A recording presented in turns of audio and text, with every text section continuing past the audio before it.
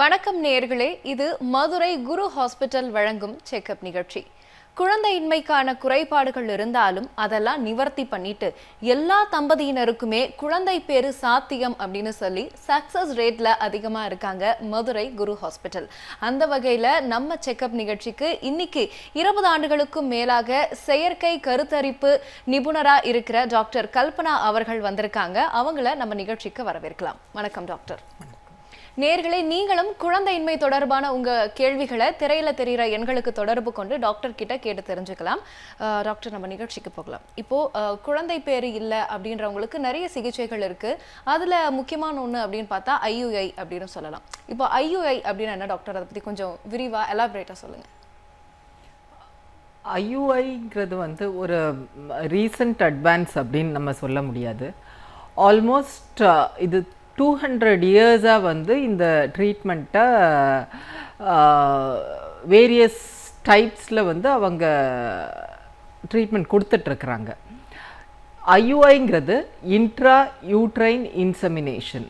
அதாவது ஒரு விந்த அணுக்கள் கருமுட்டையை ரீச் பண்ணணும் அப்படின்னு சொன்னால் நிறைய தடைகள், அதுக்கு ஒரு அன்ஃபேவரபிள் என்விரான்மெண்ட் வந்து அதை தாண்டி அது கருமுட்டையை ரீச் பண்ணி வைக்கும். ஸோ அதாவது அதுக்கு ஃபேவரபிளாக இல்லாத ஒரு pH, கர்ப்பப்பை வாயில் உள்ள மியூக்கஸ்ங்கிறது வந்து அதை பிளாக் பண்ணும். ஸோ விந்தணுக்களோட மொட்டிலிட்டி இல்லைன்னா ஃபாஸ்ட்டாக மூவ் ஆகிற தன்மை எல்லாமே அங்கே குறையும். இப்போ 15 மில்லியன் விந்தணுக்கள் இருந்தால் தான் இயற்கையில் கருத்தரிக்க முடியும் அப்படின்ட்டு இருந்தால் கூட இந்த தடைகளில் வந்து பாதி விந்தணுக்கள் அதை தாண்டி வர முடியாமல் போயிடும். ஸோ அல்டிமேட்டாக ஒரே ஒரு விந்தணு தான் கருமுட்டையை ரீச் பண்ணி சக்ஸஸ்ஃபுல்லாக ஃபர்டிலைசேஷன் நடக்குது. ஸோ இந்த தடைகளில் பாதி இதை நம்ம நீக்கிட்டு டைரக்டாக விந்தணுக்களை யூட்ரஸில் நம்ம வந்து ட்ரான்ஸ்ஃபர் பண்ணுறப்ப ஃபர்டிலைசேஷன் ரேட், அதாவது சக்ஸஸ் வந்து பெட்டராக இருக்கும். இன்னொன்று வந்து ஒரு டிஸ்டன்ஸ் அது கவர் பண்ணி கருமுட்டையை ரீச் பண்ணணும் அப்படின்னு சொன்னால் அதில் ஆல்மோஸ்ட் பாதி டிஸ்டன்ஸை நம்ம வந்து கெத்தீட்டர் வச்சு கர்ப்பப்பையில் செலுத்துகிறப்ப அதை குறைச்சிடுறோம். ஸோ விந்தணுக்கள் மூவ் பண்ணுற டிஸ்டன்ஸ் வந்து ரொம்ப கம்மியாகிறதுனால அவங்களுக்கு ஃபர்டிலைசேஷன் இல்லைன்னா கருத்தரிக்கிறது கொஞ்சம் ஜாஸ்தியாக இருக்குது. அது தவிர விந்த அணுக்களை நம்ம லெபார்ட்டரியில் நல்ல விந்தணுக்களை செலக்ட் பண்ணி, இப்போ 15 மில்லியன் விந்தணுக்கள் இருந்தால் கூட ஏதோ ஒரு ஆக்டிவாக உள்ள விந்தணு தான் கருமுட்டையை ரீச் பண்ணி இயற்கையில் ஒரு கரு உருவாகுது. ஸோ அந்த விந்த அணுக்களை பிரிச்செடுக்கிறது எப்படி பண்ணுறோம் அப்படின்னு சொன்னால், லெபார்ட்டரியில் அதில் எந்த விந்தணுக்கள் ஃபாஸ்ட்டாக மூவ் ஆகிற கெப்பாசிட்டி இருக்குது அப்படின்ட்டு வேரியஸ் ப்ராசஸில் அதை பிரிச்செடுத்து அதை ஆக்டிவேட் பண்ணி அதோட மொட்டிலிட்டியை இன்னும் ஜாஸ்தி பண்ணி கர்ப்பப்பையில் செலுத்துகிறப்ப அது வந்து ஈஸியாக அந்த கருமுட்டையை ரீச் பண்ணி கருத்தரிக்கிறதுக்குள்ள வாய்ப்புகள் வந்து ரொம்ப ஜாஸ்தியாக இருக்குது. அதே மாதிரி டாக்டர், இந்த IUI சிகிச்சை வந்து யாருக்கெல்லாம் உதவியாக இருக்கும்? எல்லாருக்குமே பண்ண முடியுமா, இல்லை குறிப்பிட்ட சில பெண்களுக்கு மட்டும்தான் பண்ண முடியும்?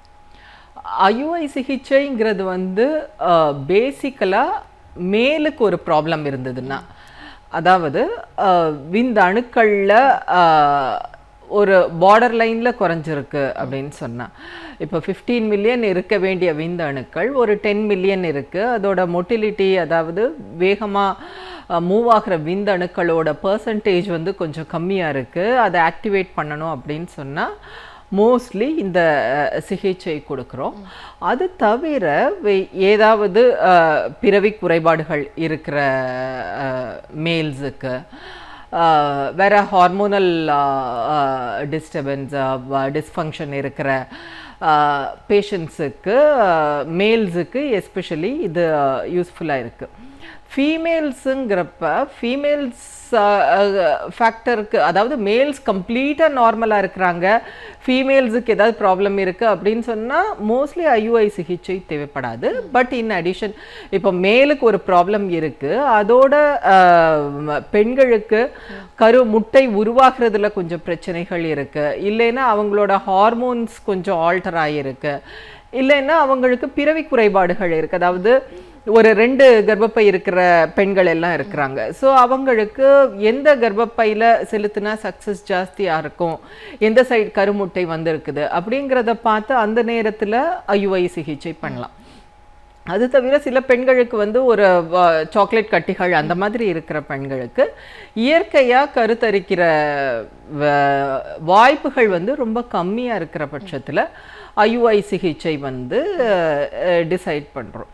இதை தவிர சில கப்பலுக்கு வந்து எல்லாமே நார்மலாக இருக்கும், மேல்ஸ் செக் பண்ணாலும் நார்மலாக இருக்கும், ஃபீமேல்ஸ் செக் பண்ணாலும் எல்லா டெஸ்ட்டுமே நார்மலாக இருக்கும். இது வந்து 100ல் ஒரு 10 பேருக்கு இந்த மாதிரி டெஸ்ட் எல்லாமே நார்மலாக இருக்கும், பட் அவங்களால கருத்தரிக்க முடியாது. இந்த மாதிரி கப்பல் அன்எக்ஸ்பிளைன்டு இன்ஃபர்டிலிட்டி. ஸோ அவங்க ஒரு ஃபியூ இயர்ஸ் வந்து ட்ரை பண்ணி அவங்க கன்சீவ் ஆகலை அப்படின்னு சொன்னால் அவங்களுக்கு அடுத்த ஸ்டெப் வந்து இந்த ஐயுஐ சிகிச்சை வந்து இது பண்ணுறோம். மெயினாக சில மேல்ஸ் வந்து அப்ராடில் இருப்பாங்க, அவங்களுக்கு ஒரு வருஷத்துக்கு ஒரு மாதம் இல்லைன்னா 2 மாதம் தான் வந்துட்டு போவாங்க. ஸோ இதனால் என்ன ஆகுதுன்னா அவங்க கன்சீவ் ஆக முடியாதப்ப பெண்களோட வயதும் ஜாஸ்தி ஆகிட்டே போகிறதுனால அவங்க ரொம்ப டிலே பண்ணுறப்ப சிம்பிள் ட்ரீட்மெண்ட் பாசிபிலிட்டி இல்லாமல் போயிடும். ஸோ அந்த மாதிரி நேரத்தில் அந்த ஆண்களுக்குள்ள விந்தணுக்களை ஸ்டோர் பண்ணி வச்சுட்டு அவர் கன்சென்ட் கொடுத்தாங்க அப்படின்னு சொன்னால் அந்த விந்தணுக்களை வச்சு திருப்பி ஐயுஐ பண்ணுறப்ப அந்த பெண் இயர்லியாக கன்சீவ் ஆகிறதுக்கு வாய்ப்புகள் இருக்குது. அது தவிர சில பேஷண்ட்ஸுக்கு வந்து கேன்சர் ட்ரீட்மெண்ட்டுக்கு போவாங்க. ஆண்களுக்கு ஏதாவது ஒரு கேன்சர்னால அவங்களுக்கு ஒன்று அந்த டெஸ்டிஸை ரிமூவ் பண்ண வேண்டியது இருக்கலாம், இல்லைன்னா ஒரு கதிரியக்க சிகிச்சை ஏதாவது ஒரு கேன்சருக்கு தேவைப்படுமானா அவங்க அதுக்கு முன்னாடி அந்த விந்தணுக்களை ஸ்டோர் பண்ணி வச்சுட்டு அந்த கேன்சர் ட்ரீட்மெண்ட் கம்ப்ளீட் பண்ண பிறகு அந்த விந்தணுக்களை வச்சு ஐயுஐ சிகிச்சை பண்ணி அவங்க கன்சீவ் ஆக முடியும். இது தவிர சில பேஷண்ட்ஸுக்கு, அதாவது ஒரு ஹெரிடிட்ரி டிசீஸ், அதாவது ஒரு மேல்ட்டிருந்து ஒரு டிசீஸ் வந்து ஒரு மரபணு சம்மந்தப்பட்ட டிசீஸோ இல்லைன்னா வேறு விதமான டிசீஸ் ஏதாவது அந்த குழந்தைக்கும் பாதிப்பு இருக்கிற மாதிரி இருக்கிற பட்சத்தில் அவங்களுக்கு சம்டைம்ஸ் வந்து டோனர், அதாவது இன்செமினேஷன் பண்ணுறதும் பாசிபிள். தொடர்ந்து பேசலாம் டாக்டர். நேயர்கள் இருக்காங்க. வணக்கம், இது செக்அப் நிகழ்ச்சி. யார் இங்கிருந்து பேசுறது? வணக்கம் மேடம், நதியா பேசுறோம் வேலூர்ல இருந்து. உங்க கேள்விமா? கல்யாணம் ஆகி 3 வருஷம் ஆகுது. ஓகேமா. இன்னும் குழந்தை இல்லை. இப்போ நாங்க ஹாஸ்பிட்டலுக்கு போனப்ப கருமுட்டை குட்டியா இருக்கு, சின்னதா இருக்குன்னு சொல்லியிருக்காங்க.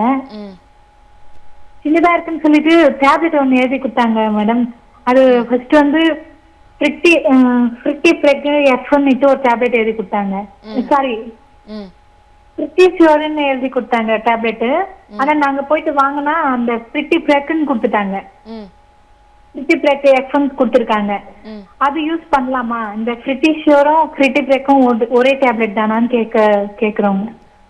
நிகழ்ச்சி தொடர்ந்து பாருங்க, டாக்டர் பதில் சொல்லுவாங்க. அடுத்த நேயர். வணக்கம், செக்அப் நிகழ்ச்சி. வணக்கம். வணக்கம், உங்க பேர் சொல்லுங்க, உங்க கேள்வி. அண்ணாதுரை. உங்க கேள்வி சார். உங்க கேள்வி என்னன்னு கேட்கலாம். புரியல. உங்க கேள்வி என்னன்னு கேட்கலாம். டிவி பார்க்காம பேசினா உங்க கேள்வி என்னன்னு கேட்கலாம். நான் பதில் சொல்றேன். டிவி பார்க்கல. என் மனைவி வந்து ஏற்கனவே 2 குழந்தை பெற்றிருக்கிறாங்க. அவங்க வந்து இப்ப ரொம்ப கஷ்டத்துல இருக்கறனால கருமுட்டை வளர்ச்சி வச்சு அவங்க வேற ஒருத்தர் கொடுக்குறாங்க. அதனால வந்து அவங்க உடம்பு பெருமன் ஆகி போச்சு. அதனோட டீட்டெயில் தான், வேற என்ன இல்லைங்க. அவங்களுக்கு என்ன ஏஜ் ஆகுது சார்? அவங்களுக்கு 37 ஆயிடுச்சு சார். நிகழ்ச்சி தொடர்ந்து பாருங்க, டாக்டர் பதில் சொல்லுவாங்க. டாக்டர், முதல் நேருக்கு வந்து திருமணமாகி 3 ஆண்டுகள் ஆகியும் உங்களுக்கு குழந்தை இல்லை, அவங்க எக்ஸ் வந்து சின்ன சைஸில் இருக்குது அப்படின்னு சொல்லியிருக்காங்க, மாத்திரை வந்து மாறி கொடுத்துருக்கு அப்படின்னு சொல்லியிருக்காங்க. உங்கள் பதில், அவங்க என்ன பண்ணலாம்? கருமுட்டை வந்து ஒரு பெண்ணுக்கு சரியா வரலை அப்படின்னு சொன்னா அதுக்கு எத்தனையோ ரீசன்ஸ் இருக்கு. அவங்களுக்கு ஹார்மோன்ஸ்ல ஏதாவது ப்ராப்ளம் இருக்கலாம். கருமுட்டையோட எண்ணிக்கையே வந்து ஒரு சர்டன் ஏஜுக்கு மேல கம்மியாகலாம். ஒரு 100ல் ஒரு பெண்ணுக்கு வந்து 40 வயதுக்குள்ளேயே வந்து கருமுட்டை எண்ணிக்கை எல்லாமே ரொம்ப குறைஞ்சு போயிடலாம். சம்டைம்ஸ் ஏதாவது ஒரு சர்ஜரி பண்ணியிருக்கிறாங்க, ஓவரியில் சினை முட்டை பையில் ஒரு சர்ஜரி பண்ணியிருக்கிறாங்க, அந்த மாதிரி நேரத்துலையும் அவங்க கருமுட்டை வந்து கம்மியாகலாம். சில நேரங்களில் வந்து நீர்க்கட்டிகள் இருக்கிறப்ப கருமுட்டையோட வளர்ச்சி வந்து கொஞ்சம் டிலேடாக இருக்கும். ஸோ இது எதனால் வந்து கருமுட்டை வளர்ச்சி இல்லை அப்படின்னு பார்த்து அதை கரெக்ட் பண்ணி அதுக்கு எத்தனையோ மாத்திரைகள் இன்ஜெக்ஷன்ஸ் எல்லாமே இருக்குது. ஸோ அதை எடுக்கிறப்ப மோஸ்ட் ஆஃப் த பேஷண்ட்ஸ் வந்து கருமுட்டை வளர்ச்சி நல்லா வந்துடும். இவங்க சொல்லியிருக்கிறது ஆல்மோஸ்ட் ரெண்டுமே சிமிலர் பிராண்டு, ஒரு அடிஷ்னல் அட்ஜுவன்ஸ் மட்டும் ஆட் பண்ணியிருக்கலாம். ஸோ அதை அவங்க எடுத்துக்கலாம். அடுத்த நேருக்கு வந்து அவங்க மனைவிக்காக கேட்டிருந்தாங்க. அவங்க கருமுட்டை தானம் பண்ணிட்டு இருக்காங்க, ஏற்கனவே 2 குழந்தைகள் இருக்கு, அதனால இப்போ அவங்களுக்கு வெயிட் கெயின் இருக்கு, வயது 37 ஆயிருச்சு. அதுக்கும் வெயிட் கெயினுக்கும் எந்த சம்மந்தமும் இல்லை. தொடர்ந்து பேசலாம் டாக்டர். நேர்களே, மதுரை குரு ஹாஸ்பிட்டல் வழங்கும் செக்அப் நிகழ்ச்சியில் ஒரு இடைவேளை, இணைந்திருங்கள். வணக்கம். செக்அப் நிகழ்ச்சி, யார் இருந்து பேசுறது? வணக்கம். வணக்கம், நீங்க இணைப்பில் இருக்கீங்க, உங்க கேள்வி என்னன்னு கேட்கலாம். உங்க பேருமா, உங்க கேள்வி? என் பேரு ராஜலட்சுமிமா. உங்க கேள்விமா? கல்யாணம் ஆகி 5 வருஷம் ஆகுது, இன்னும் குழந்தை இல்ல, அதை பத்தி கேட்கணும்ட்டு. டாக்டர்கிட்ட செக்அப் எல்லாம் பாத்தீங்களாமா, கன்சல்ட் பண்ணீங்களா? டாக்டர் ட்ரீட்மெண்ட் எல்லாம் போயிட்டு தான் இருக்கோம். என்ன சொல்லிருக்காங்க? வந்து விந்து அது உயிரணு பெம் கவுண்ட் கம்மியா இருக்கு அப்படின்னு சொல்லி சொன்னாங்க. இறப்பு தன்மையும் கம்மியா இருக்கு. அதான் எவ்வளவு இருக்குன்னு சொன்னாங்கம்மா? என்ன மேம்? இல்ல, கவுண்ட் எவ்வளவு இருக்குன்னு சொன்னாங்க? ஒவ்வொரு தடவையும் ஒவ்வொரு மாதிரி இருக்கும் மேம். ஓகே, ஆனா குறைஞ்சிட்டே வருதா இல்ல அதிகமா இருக்காமா? அதுல ஏதாவது மாற்றங்கள் இருக்கா? ஒவ்வொரு தடவை கம்மியா இருக்கும், 20, 15 அப்படி இருக்கும், ஒவ்வொரு தடவை 30 அப்படி இருக்கும். உங்களுக்கு வந்து பிசிஓடி அந்த மாதிரி எந்த பிரச்சனையும் இல்லை இல்லையா? இல்லம்மா, அந்த மாதிரி எந்த நார்மலா இருக்கு எனக்கு. உங்க வயது என்னம்மா? எனக்கு 25.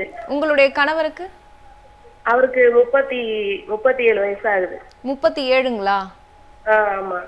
நிகழ்ச்சி தொடர்ந்து பாருங்க, டாக்டர் பதில் சொல்லுவாங்க. அடுத்த நேயர். வணக்கம். செக்அப் நிகழ்ச்சி, யார் இருந்து பேசுறது? ஹலோ, வணக்கம் மேடம். வணக்கம்மா, உங்க பேரு, உங்க கேள்வி சொல்லுங்க. உங்க பேர் பவித்ரா மேடம். ஏஜ் 23 ஆகுது. எனக்கு வந்து ஆல்ரெடி டியூப் பிரெக்னன்சி ஆயிட்டு மேம். மேரேஜ் ஆகி 1 இயர்ஸ்க்கு tube pregnancy. Full Dube remove பண்ணிட்டாங்க. இப்போ ஒரு டியூப் தான் இருக்குது. டியூப் பிரெக்னன்சி ஆகி ஆப்ரேஷன் பண்ணி 3 இயர்ஸ் ஆகுது. அதுல இருந்து இது வரைக்கும் எந்த பிரெக்னன்சி அபார்ஷன்ஸ் எதுவுமே வரல, இது வரைக்கும் கிடையாது. 2 டைம்ஸ் ஐயூஐயும் ட்ரை பண்ணியாச்சு, ஐயூஐயும் நெகட்டிவ் தான், பாசிட்டிவ் வரல. அதான் இன்னும் ஐயூஐ ட்ரை பண்ணலாமா இல்ல வேற ஏதாவது ட்ரீட்மெண்ட் ட்ரை பண்ணலாமா? ஹஸ்பண்ட்க்கும் கவுண்ட் எல்லாமே கரெக்டா இருக்கு, எனக்கும் எந்த ப்ராப்ளமும் இல்ல. செக்அப் எல்லாம் பண்ணியாச்சு. நிகழ்ச்சி தொடர்ந்து பாருங்க, டாக்டர் பதில் சொல்லுவாங்க. டாக்டர், முதல் நேருக்கு வந்து திருமணமாகி 5 வருடங்கள் ஆகியிருக்கு அப்படின்னு சொன்னாங்க. அவங்களுடைய கணவருக்கு வந்து ஸ்பெர்ம் கவுண்ட்ஸ் வந்து குறைவா இருக்கு, அண்ட் அது வந்து அது கொஞ்சம் அப்ஸ் அண்ட் டவுன்ஸ் இருந்துட்டே இருக்கு அப்படின்னு சொல்லியிருந்தாங்க. அவங்களுக்கு 25 வயது, அவங்க கணவருக்கு 37 வயது அப்படின்னு சொல்லியிருக்காங்க. என்ன பண்ணலாம் டாக்டர்? உங்களுக்கு என்ன? அவங்களுக்கு வந்து கவுண்ட் நார்மலாக தான் இருக்கு. கவுண்ட் மட்டும் வந்து ஒரு விந்தணு பரிசோதனையில் இம்பார்ட்டன்ட் சொல்ல முடியாது. அதோட மொட்டிலிட்டி, அதாவது எவ்வளவு விந்தணுக்கள் ஃபாஸ்ட்டாக மூவ் ஆகி போகுது அந்த பாயிண்ட்டும், அதோட ஸ்ட்ரக்சர் மார்ஃபாலஜின்னு சொல்லுவோம். எவ்வளோ விந்தணுக்கள், அட்லீஸ்ட் ஒரு 100 விந்தணுக்கள் எடுத்தோன்னா அதில் ஒரு 4 விந்தணுக்களாவது நார்மல் ஸ்ட்ரக்சர் இருந்தால் தான் அவங்க வந்து ஒரு இயற்கையில் கருத்தரிக்க முடியும் அப்படின்றது ஒரு ஸ்டாண்டர்ட் கட் ஆஃப். இப்போ அவங்களுக்கு கவுண்ட் மட்டும்தான் அவங்க சொல்லியிருக்கிறாங்க. மற்ற பேராமீட்டர்ஸ் எப்படி இருக்குங்கிறது ஒன்றும் சொல்லலை. இன்னொன்று, திருமணமாகி 5 வருடங்கள் அப்படின்னு சொன்னாங்க. அப்போ கண்டிப்பாக அவங்க வந்து அடுத்த ஸ்டெப் ட்ரீட்மெண்ட்டுக்கு போகிறது ஐடியல். அவங்களுக்கு மொட்டிலிட்டி ஓரளவுக்கு ரீசனபிளாக இருந்தால் அவங்க IUI சிகிச்சை எடுத்துக்கலாம். அடுத்த நேருக்கு வந்து இப்போ 23 வயது ஆகுது அப்படின்னு சொல்லியிருக்காங்க. 1 இயர்ல முன்னாடி வந்து இந்த டியூப் பிரெக்னன்சி ஆகி ஒரு டியூப் எடுத்துட்டதா சொன்னாங்க. IUI வந்து 2 டைம்ஸ் பண்ணியிருக்காங்க, நெகட்டிவாக வந்திருக்கு. ஃபர்தராக IUI பண்ணலாமா அப்படின்னு கேட்குறாங்க. உங்கள் பதில்? இப்போ அவங்களுக்கு ஒரு சைடு வந்து எக்டாபிக் வந்து டியூபை ரிமூவ் பண்ணியிருக்காங்க. இன்னொரு சைடு டியூபோட ஸ்டேட்டஸ் வந்து கண்டிப்பாக கன்ஃபார்ம் பண்ணிக்கணும். ஏன்னா ஒரு சைடு டியூப் டேமேஜ் ஆயிருந்ததுன்னா அடுத்த சைடு டியூப் வந்து ஒரு மைல்டாக டேமேஜ் ஆகிருக்கலாம், இல்லைன்னா சிவியராக பிளாக் கூட இருக்கலாம். ஸோ அவங்க 2 IUI பண்ணியிருக்கிறதுக்கு முன்னாடி அந்த டியூப் நல்லா இருக்காங்கிறது செக் பண்ணாங்களான்ட்டு தெரியல. இல்லைன்னா அதை செக் பண்ணிவிட்டு இன்னும் ஒரு 2 IUI பண்ணலாம். பட் IUI ஒரு இதில் ஃபெயிலியர்னால் எதனால் ஃபெயிலியருங்கிறத அனலைஸ் பண்ணி அதுக்கேற்ற மாதிரி அவங்க சிகிச்சைகள் எடுக்கிறப்ப கண்டிப்பாக கன்சீவ் ஆகலாம். கண்டிப்பாக டாக்டர், நம்ம தொடர்ந்து பேசலாம். நேயர்கள் இணைப்பில் இருக்காங்க. வணக்கம், செக்அப் நிகழ்ச்சி. யார் எங்கேருந்து பேசுறது? ஹலோ, நாங்க மயிலாப்பூர்ல இருந்து பேசுறேங்க. உங்க கேள்விமா? நான் இது எங்களுக்கு ஏற்கனவே குழந்தை இருந்தது. குழந்தை இறந்துட்டான். இப்பதான் ஒரு 2 மாசம் ஆகுது. IVF பண்ணி தான் நாங்க குழந்தை பெற்றுக்கணும். இப்ப மறுபடியும் அதை நாங்க ட்ரை பண்ணலாமா நான் கேட்கலாம் தான். உங்களுக்கு என்ன வயதாகுதுமா? எனக்கு வந்து 34 வயசு ஆகுது. அவருக்கு 43 வயசு ஆகுது. நிகழ்ச்சி தொடர்ந்து பாருங்க, டாக்டர் பதில் சொல்லுவாங்க. அடுத்த நேயர். வணக்கம், செக்அப் நிகழ்ச்சி. யார் எங்க இருந்து பேசுறது? வணக்கம். ஹலோ, உங்க பேர் சொல்லுங்க, உங்க கேள்வி. ஹலோ, என் பேர் பல்கீஷ்ங்க. உங்க கேள்விமா? எங்க பையனுக்கு கல்யாணம் ஆகி 1 இயர் ஆகுது. அவன் ஃபாரின் போயிட்டு இருந்தான். கல்யாணம் ஆகி ஒரு 3 மந்த்ஸ் இங்க இருந்தான். டேட் வந்து அதுக்கு வீட்டுல இருக்கும்போது கரெக்டா வந்திருக்குது. ஆனா கல்யாணம் ஆனதுக்கு அப்புறம் 8 நாள் முன்னாடி 9 நாள் முன்னாடி அப்படி ஆச்சு. சரி 3 மந்த்ஸ் இருக்கானே, அப்புறம் போயிட்டானே, வந்தா பாத்துக்கலாம் அப்படின்னு சொல்லிட்டு இப்ப வந்துட்டான். இப்ப வந்து மறுபடியும் 3 மாசம் ஆகுது. அதே போல மறுபடியும் 10 நாள் முன்னாடி 8 நாள் முன்னாடி அதே போலதான் ஆகுது டேட்டு. அது எதனால அந்த மாதிரி அப்படி இருக்கும்? இல்ல நாங்க போய் டாக்டர் ட்ரீட்மெண்ட் எடுக்கலாமா, இல்ல செயற்கை முறை இது இயற்கையாவே அப்படியே கருத்தரிக்க வாய்ப்பு இருக்குதா? அவங்க என்ன ஏஜ் ஆகுதுமா 2 பேருக்கும்? எங்க பையனுக்கு வந்து 25, என் மருமகளுக்கு வந்து 23 ஆகுது. 2 பேருக்கும் அவங்களுக்கு வந்து PCOD அந்த மாதிரி பிரச்சனை எதுவும் இல்லை இல்லையா? அதெல்லாம் எதுவும் இல்லைங்க. நிகழ்ச்சி தொடர்ந்து பாருங்க, டாக்டர் பதில் சொல்லுவாங்க. டாக்டர், முதல் நேருக்கு வந்து குழந்தை பிறந்து இறந்திருக்கு IUI மூலமாக தான். இப்போ அவங்களுக்கு வந்து 34 வயதாகுது, கணவருக்கு வந்து 43 வயதாகுது. ஃபர்தராக வந்து குழந்தைக்கு ட்ரை பண்ணலாமா அப்படின்னு கேட்குறாங்க. டெஃபினட்டாக ஒரு குழந்தை அவங்க கன்சீவ் ஆயிருக்காங்க, குழந்தை பிறந்தும் இருக்குது. ஏதோ ஒரு ரீசனில் அந்த குழந்தைய வந்து அவங்க லூஸ் பண்ணிட்டாங்க. ஸோ அதனால் அவங்க அடுத்த குழந்தை உருவாகிறதுக்குள்ள சான்சஸ் வந்து ரொம்பவே நல்லாவே இருக்கும். அவங்க எவ்வளோ நாள் ட்ரை பண்ணியிருக்காங்கங்கிறது சொல்லலை. இன்கேஸ் வந்து 1 வருஷம் ட்ரை பண்ணிவிட்டு குழந்தை இல்லை அப்படின்னு நினச்சாங்கன்னா ஒரு பேசிக் டெஸ்ட் எல்லாமே பண்ணிக்கிறது நல்லது. அவங்க டெஃபினட்டாக கன்சீவ் ஆக முடியும். அடுத்த நேருக்கு வந்து அவங்க மகனுக்காக கேட்டிருந்தாங்க. திருமணமாகி 1 ஆண்டு ஆகுது. அவங்க வெளிநாட்டில் வேலை செய்கிறாங்க. இப்போது 3 மந்த்ஸ் வெளிநாட்டுக்கு போயிட்டு வரதா சொல்லியிருந்தாங்க. அந்த பீரியட்ஸ் மட்டும் கொஞ்சம் முன்ன பின்ன ஆகுது அப்படின்னு சொல்லியிருந்தாங்க. இப்போது அவங்க சன்னுக்கு வந்து 25 வயசாகுது, டாட்டர் இன்லாக்கு வந்து 23 வயசாகுது அப்படின்னு சொல்லியிருக்காங்க. இப்போ நேச்சுரலாக வந்து ப்ரெக்னென்ட் ஆக முடியுமா, இல்லை வந்து ட்ரீட்மெண்ட்ஸ் எடுக்கணுமா அப்படின்னு கேட்குறாங்க. அவங்க வந்து பீரியட்ஸ் வந்து கொஞ்சம் ஏர்லியராக வருது, 10 days 9 days முன்னாடி வருதுன்றாங்க. ஸோ டிலேட் பீரியட்ஸ் கூட சம்டைம்ஸ் வேரியஸ் ரீசன்ஸ்னால வரலாம். பீரியட்ஸ் வந்து ஏர்லியாக வருதுன்னா டெஃபினட்டாக அவங்களோட கருமுட்டையோட குவாலிட்டி வந்து எப்படி இருக்குங்கிறது செக் பண்ணிக்கிறது நல்லது. கருமுட்டை வந்து ஒழுங்காக உருவாகுதா, இல்லைன்னா கருமுட்டையோட தரம் எப்படி இருக்குது அப்படிங்கிற சில பேசிக் டெஸ்ட் மட்டும் டாக்டரை கன்சல்ட் பண்ணிவிட்டு அது நல்லா இருக்கிற பட்சத்தில் அவங்க வெயிட் பண்ணலாம். ஏன்னா யங் ஏஜ் தான், 1 இயர் தான் ஆகுது. ஸோ அதனால் கன்ஃபார்ம் பண்ணிவிட்டு அவங்க நேச்சுரலாக ட்ரை பண்ணலாம்.